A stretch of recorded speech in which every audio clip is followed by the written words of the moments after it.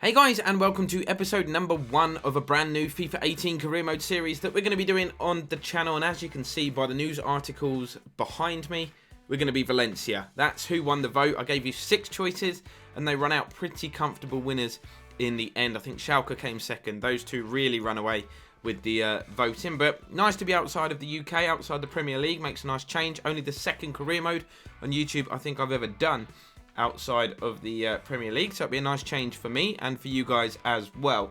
You can see I've already put us in a preseason tournament. That's one of the first things you have to do when you're taking over a new club, and I've put us in the European International Cup, which is actually taking place in the UK. That's not the reason I chose it. It's purely because £10 million is up for grabs in prize money. It was the biggest offering.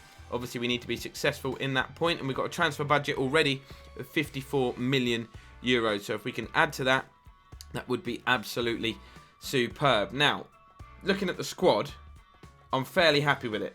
I do have some concerns. I think the main one being the depth.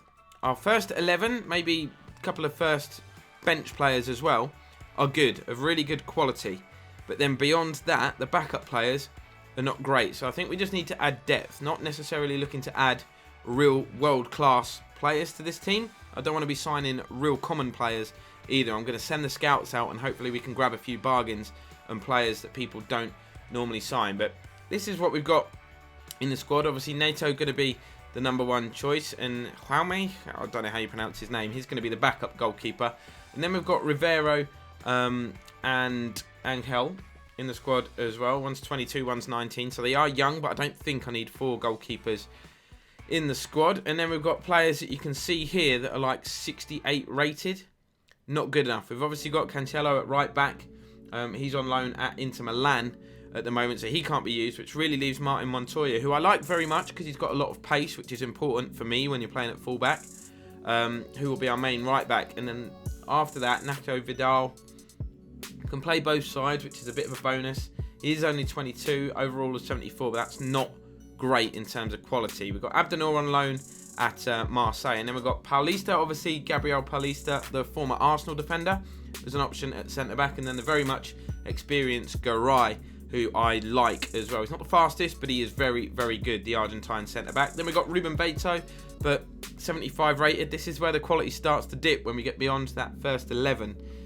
We have got Murillo back there as well, 80 rated, 25 years old, so good age, probably in his prime. Happy to have him in the squad. And then youngsters such as Jimenez kicking around as well. So there is depth there, but it's not the quality and depth that we're looking for. We have got Gaia though. He's a go-to left back for a lot of career mode YouTubers. So I'm happy that we've got him in the squad at the start of this career mode. And then in terms of backup left back, you can see again, quality drops off. We've got Lato, Antonio Lato, or Lato. Only 19 years of age, so I don't want to put too much pressure on him. And then Centelles, who's 17, might look to get these youngsters loaned out to help their development a little bit more.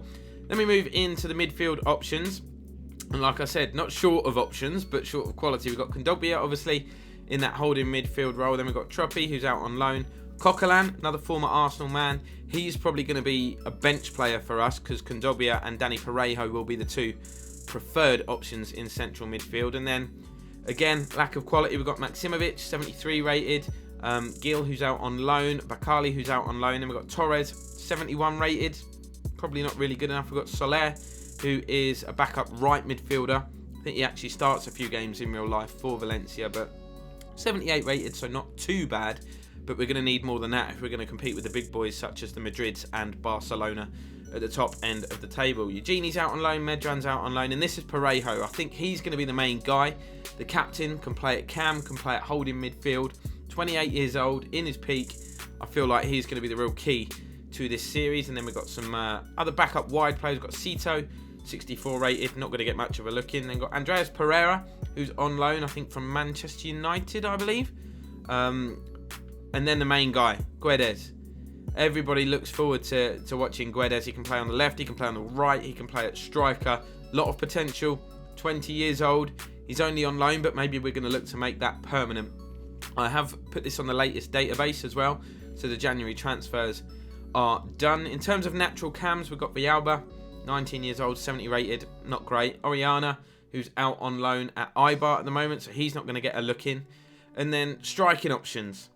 We've got Ayas, not going to get a look in at 59 rated, that's for sure. They've got Valencia, 66 rated, not going to get a look in. And then we've got Simone Zaza, former Premier League man, obviously signed from Juventus for big money, but is he going to be the man to lead us to glory? Who knows? And then we've got Vieto, who I like, 23 years old, a lot of potential there. Only on loan, of course, but could do a job for us this season. Santi Mina, the young Spanish striker, he's actually Valencia's top scorer in real life in La Liga at the moment. Just 77 rated though, but we can work on that. He's got a lot of potential. Rodrigo, he's been around the block, can play at cam, can play wide on the right, can play wide on the left. Very, very versatile. Is a player that I will be using. I'm a big fan of his, actually. We've got Nani, who's actually out on loan. Former Manchester United man, of course. Don't know why I've loaned him out. He would have been nice just to have around the squad. Obviously, very versatile himself. But that is the squad in terms of a list. Let's look at what my starting 11 might look like. Do let me know in the comments what your starting 11s would be based on what I've shown you so far. But 4-2-3-1, probably going to be the best formation. I've decided to put some faith in Mina. Santi Mina, give him a chance up top. Rodrigo playing at cam, and then I've got Soler and Guedes playing in the wider positions. Parejo and Kondogbia, very happy with that in terms of central midfield partnership. Gaia, Paulista, Garay, Montoya and Nato in goal. So in terms of the first 11, like I said, it's good. It's when it gets beyond that that we start to drop off in quality. I have set up some scout instructions and sent them out. What we're looking for is a first team tools centre back. Would love to know, add another one of those to the ranks to give us 4 quality centre-backs. Central midfield player, never can have too many of them. They need a rest regularly, and obviously with the cup games we're going to be looking to rotate. Promising right back and a promising left back, because the cover for Montoya and Gaia is not quite at the quality that we need it to be. In terms of the board vision then and objectives, let's have a cheeky look. The main ones are to qualify for the Europa League, reach the round of 16 of the cup. That is fine. That is very reasonable. I don't think that's out of our reach. Obviously, we've got some other ones in terms of youth development. Within 2 seasons, have one player from the youth academy signed first season, play 50% of the games in the next season. That's fine. That's a 2-year goal. Gain 80 million euros from shirt sales. Can't really influence that too much. Okay, we could make a marquee signing that would make a difference, but I'm not going to focus too much on the brand exposure side of things, even though it is of high priority to the board. Continental qualify for the Europa League, and they want us to do that through our league position. So not too much in terms of expectation for our first season. Very achievable objectives. That might come back to haunt me, but we'll have to wait and see. And financial, they couldn't care less, to be honest. The board could not care. We've got no financial objectives whatsoever.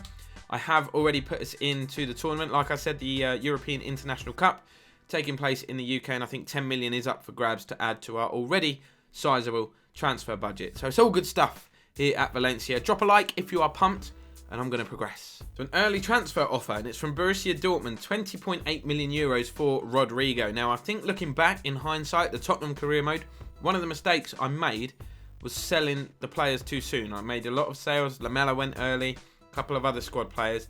Not going to make the same mistake again. I want to keep, especially a starter, I want to keep them around the club. On another quick side note, guys, the idea is to get this series out daily, every single day, 6 p.m. GMT. There will be days that I miss through work and stuff because I do shift work, but every single day, 6 p.m. UK time. So for those of you that weren't around on the previous series that we did, I like to play on Legendary, but I also like to adjust the sliders to make it that little bit harder for us. So these are what I've done. I put the shot error for the CPU all the way down to 25, so a bit harder, a bit more accurate in their finishing. I've put the pass error all the way down to 15, so they play some nice, fast, slick, flowing football. Shot speed and pass speed up to 60. I've put the goalkeeper ability up to 65. The marking up to 60. The run frequency up to 60. I've put the fullback positioning up to 60 as well, so it's, you know, not as easy to play a ball in behind the fullbacks and get on the end of it. Mine, as you can see, remain completely default and untouched. I'll go all the way down to the bottom just to prove that point for you guys. Everything there will be remaining at 50, but we're jumping into our first pre-season game now. Using the starting 11 that I showed you a minute ago, it's time for the players to impress.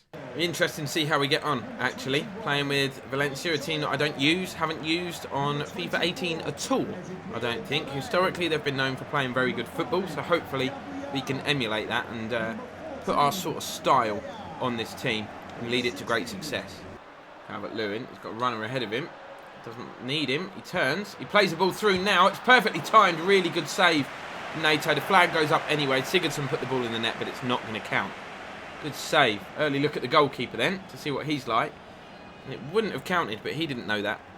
Soler plays the ball forward. Montoya gets the wrong side of his man. Puts the ball across and it deflected off Holgate and slammed into the side netting. That's what I want to see from the fullbacks. That's why I like them to have pace. Pereiro in the meantime whips in the corner.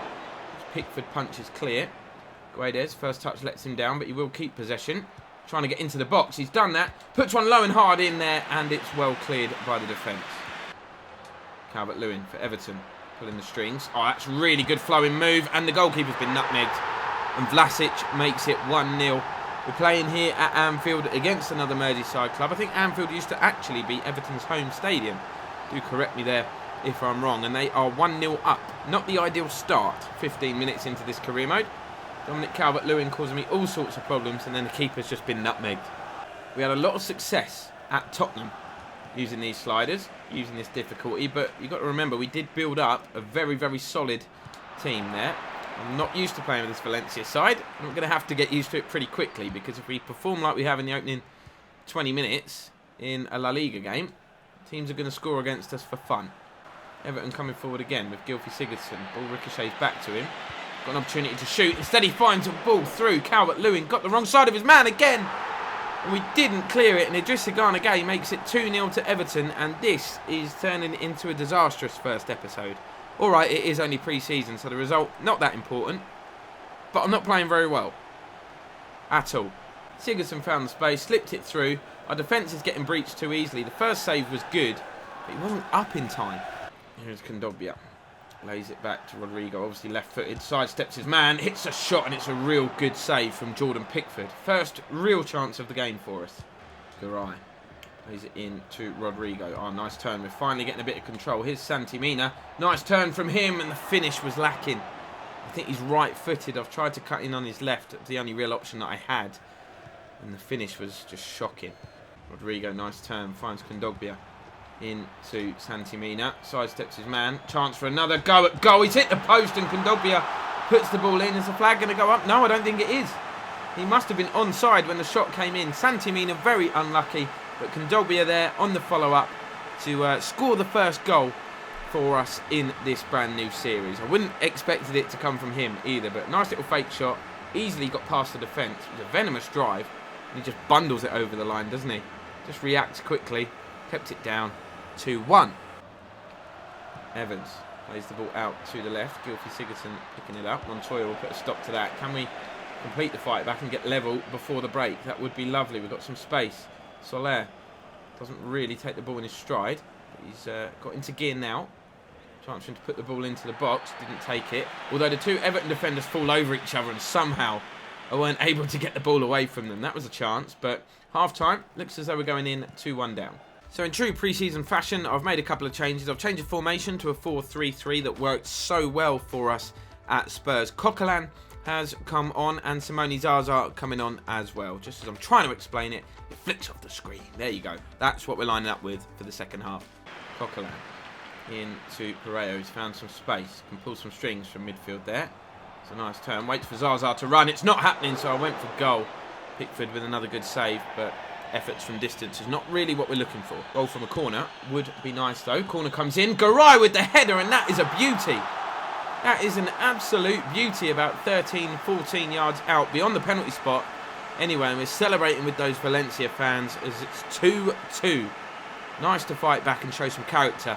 Come back from 2 goals down. It was a brilliant corner, but the header was unreal. Why would you give a defender of that kind of aerial quality so much space? Oh, Sigurdsson, nice first touch into the box here. Could get Everton back in front. He's got a man in the box. Oh, he's gone for goal. That was very, very selfish. Unlike Gylfi as well. Calvert-Lewin, probably been Everton's best player so far today. Finds David Klaassen. Tries to pick it. Oh, my word. Keeper was a bit slow reacting to that, wasn't he? He's come off the woodwork. Still 2-2. Parejo got a bit of space. Waits for Zaza to make a run. Picks him out with a little touch pass. Zaza cuts back onto his stronger left foot. Looks to... No comment. No comment. Vlasic Vlasic, man in the box. Decides to pick out Klaassen. Oh, David Klaassen will be disappointed with himself. Parejo, got a runner on the right. Rodrigo's been very quiet, playing wide in this second half. He's cut inside now, though. Got a bit of space, Rodrigo. Oh, Kenny with the block. That should have been a goal. What was the Everton defence doing? Everton looking for the winner. Here's Kenny down this right-hand side. Just a couple of minutes remaining. Nice footwork. It's a good ball to the back stick as well. Montoya beaten in the air, and that was about an inch wide. I actually think Montoya got a touch on that because a corner's been given, so he must have done. Possibly the last chance of this match. Corner comes in. Oh, it's Tosun. The new Everton striker, obviously the man they paid big money for in January, but his effort, his volley, not a difficult chance by any means, goes wide, harmlessly wide in the end. Sam not impressed. Here's Montoya. Can we nick it? Can we nick it late on? Parejo finds Coquelin, knocks it left to Gaia. We've got some numbers on this left-hand side. Zaza makes a nice run. Zaza's been found. Touch. Finish. No, it's lacking. And the offside flag was up anyway. Good save from Pickford. There you go. Full-time whistle goes. To be fair, it's ended in a draw. Probably a fair result on the balance of play. And considering we were 2-0 down, I'm not going to complain too much at all. In terms of training, I will be training guys every single week. I will be making use of that. I won't be doing it manually. I will be simming them, but as you can see here, sometimes it pays off. We've got some decent results there. In terms of the shortlist so far, just 2 players on there. We've got Aaron Martine, young 20-year-old left-back from Espanyol, found by the scouts. Haven't scouted him further. Probably will scout him personally to get a bit more information about him. But he's young. He looks promising. Could be a decent backup for Gaia. And then we've got Pedro Henrique playing in the Brazilian League. 24-year-old centre-back. Very, very tall, as you can see from his picture there. If we compare it to Martine, look at the size difference. Even though he's only 6'3", he looks a lot taller than that. Very strong, very tall, 24-year-old centre-back. Quite pacey as well. So maybe I look forward to bringing him in. But we'll leave those options for now. They're just players that I've found, that the scout has found so far. And as far as I'm aware, they're not popular choices. But let me know any suggestions, guys. Obviously, I want you guys to have a big input in this series. So if there's anyone you think that's not very common, hidden gems, hidden talents that I should add to the shortlist, be sure to let me know. And I think that note will be where I end episode 1. I don't want to go flying ahead because I want you guys to have an input like I just said. So we'll end it there. We've played a game. We've had a look at the squad. We've identified a couple of potential transfers targets. So fairly decent start in episode 1. We managed to avoid defeat despite going 2-0 down. So there are positives there. But be sure to drop this video a like if you're pumped for this series, guys. Thank you ever so much for watching this one and coming over and getting involved. And I will see you in episode 2.